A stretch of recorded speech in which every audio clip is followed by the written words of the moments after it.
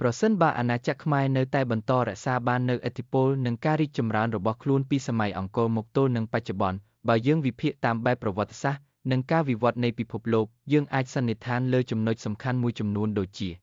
1. វិសាលភាពទឹកដីនិងភូមិសាស្ត្រនយោបាយ ប្រសិនបើអាណាចក្រខ្មែរមិនធ្លាក់ចុះទឹកដីដ៏ធំធេង ខ្មែរអាចនឹងនៅតែគ្រប់គ្រងដែនដីភាគច្រើននៃឧបទ្វីបឥណ្ឌូចិន រួមមានប្រទេសថៃ ឡាវ និងភាគខាងត្បូងវៀតណាមបច្ចុប្បន្ន មហាអំណាចតំបន់កម្ពុជានឹងក្លាយជាចំណុចកណ្ដាលនៃសេដ្ឋកិច្ចនិងនយោបាយក្នុងអាស៊ីអាគ្នេយ៍ដែលមានឥទ្ធិពលស្មើនឹងប្រទេសមហាអំណាចធំក្នុងលោក 2. ស្ថាបត្យកម្មនិងនុករូបនីយកម្ម ទីក្រុងបៃតងនិងទឹក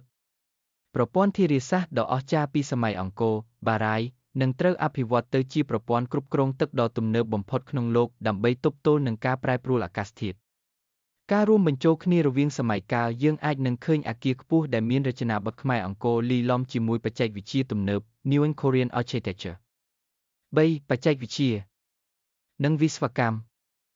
អ្នកជំនាញខាងសំណង់ដោយសាររបបបុរសខ្មែរមានចំណេះដឹងខ្ពស់លើការដាប់ភ្នំនិងលើកថ្មកម្ពុជាអាចនឹងក្លាយជាមជ្ឈមណ្ឌលវិស្វកម្មសំណង់ស៊ីវិលលំដាប់ពិភពលោក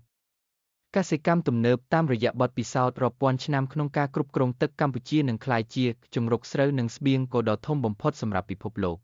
4. វប្បធម៌និងភាសា ភាសាខ្មែរជាភាសាអន្តរជាតិភាសាខ្មែរអាចនឹងក្លាយជាភាសាកណ្ដាល Lingua Franca សម្រាប់ទំនាក់ទំនងក្នុងតំបន់អាស៊ីអាគ្នេយ៍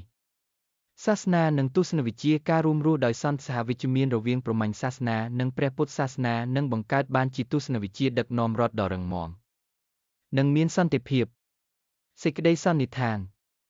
ប្រសិនបើអាណាចក្រខ្មែរបន្តរីកចម្រើនមកដល់បច្ចុប្បន្នកម្ពុជានឹងមិនមែនត្រឹមតែជាប្រទេសដែលល្បីខាងប្រាសាទបុរាណនោះទេប៉ុន្តែជាអាណាចក្របច្ចេកវិទ្យានិងសន្តិភាពដែលដឹកនាំពិភពលោកតាមរយៈការរក្សាតុល្យភាពរវាងធម្មជាតិមនុស្សនិងវិទ្យាសាស្ត្រ ប្រសិនបើអាណាចក្រខ្មែរបន្តរីកចម្រើនមកដល់បច្ចុប្បន្នវិស័យអប់រំនឹងក្លាយជាបេះដូងនៃអរិយធម៌គូដែលបញ្ជ្រាបចំណេះដឹងយ៉ាងស៊ីជម្រៅដោយផ្សារភ្ជាប់រវាងវិទ្យាសាស្ត្រទំនើបនិងទស្សនវិជ្ជាបុរាណ នេះគឺជាការរៀបរាប់លម្អិតអំពីប្រព័ន្ធអប់រំក្នុងអាណាចក្រសម័យនេះ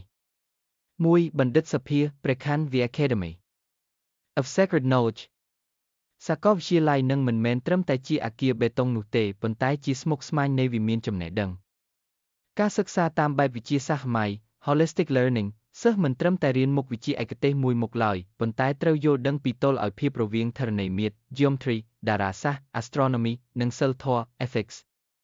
បណ្ណាល័យ Digital ស្លឹករឹតចំណេះដឹងបុរាណដែលចារលើស្លឹករឹតរាប់លានច្បាប់ត្រូវបានរក្សាទុកក្នុងទម្រង់ Holographic 3 ដែលអនុញ្ញាតឲ្យសិស្សដើរចូលទៅក្នុងប្រវត្តិសាស្ត្រឬរូបមន្តគណិតវិទ្យាដែលបុព្វបុរសបានប្រើដើម្បីសង់ប្រាសាទ 2. មជ្ឈមណ្ឌលស្រាវជ្រាវតារាសាស្ត្រនិងចូលសាស្ត្រដោយសារខ្មែរល្បីខាងគ្រប់គ្រងទឹកនិងមើលផ្កាយវិស័យនេះនឹងក្លាយជាមុខជំនាញកំពូល ការគ្រប់គ្រងធនធានផែនដីកម្ពុជានឹងមានសាលាវិស្វកម្មទឹក Hydraulic Engineering លំដាប់លេខ1លើលោកដែលបង្រៀនពីការកែច្នៃទឹកសមុទ្រនិងការបង្កើតប្រព័ន្ធធារាសាស្ត្រឆ្លាតវៃ Managed Irrigation មន្ទីរពិសោធន៍តារាសាស្ត្រប្រាសាទអង្គរវត្តនឹងត្រូវបានគេយល់ថាជាគូផែនទីផ្កាយគូដ៏ធំសិស្សនឹងសិក្សាពីការធ្វើដំណើរក្នុងលំអាកាសដោយផ្អែកលើច្បាប់តារាសាស្ត្រដែលខ្មែរបានរកឃើញរាប់ពាន់ឆ្នាំមុន ការរៀនតាមបែបធម្មជាតិនិយម Eco-education សាលារៀននឹងរួមបញ្ចូលគ្នាជាមួយធម្មជាតិ ថ្នាក់រៀនបៃតងការសិក្សាមិនមែននៅក្នុងបន្ទប់បិទជិតឡើយប៉ុន្តែនៅក្នុងសួនរុក្ខជាតិឬតាមបណ្ដោយបារាយណ៍ដើម្បីឲ្យសិស្សយល់ពីទំនាក់ទំនងរវាងបច្ចេកវិទ្យានិងបរិស្ថាន ការបណ្ដុះស្មារតីគូសន្តិភាពនិយមគឺមុខវិជ្ជាគូសន្តិវិទ្យា Peace Studies នឹងក្លាយជាមុខវិជ្ជាបង្ខំដើម្បីធានាថាអ្នកដែលមានចំណេះដឹងខ្ពស់និងបច្ចេកវិទ្យាក្នុងដៃប្រើប្រាស់វាសម្រាប់តែការស្ថាបនាមិនមែនការបំផ្លាញ 4. ភាសានិងទំនាក់ទំនងអន្តរជាតិមជ្ឈមណ្ឌលភាសាបុរាណនិងទំនើបភាសាបាលីសំស្ក្រឹតនិងខ្មែរបុរាណនឹងត្រូវបានបង្រៀនជាភាសាកូដ Coding Language សម្រាប់ការសរសេរកម្មវិធីកុំព្យូទ័រលំដាប់ខ្ពស់ដោយសារទម្រង់វេយ្យាករណ៍ដ៏ច្បាស់លាស់របស់វា អាហារូបករណ៍អាណាចក្រ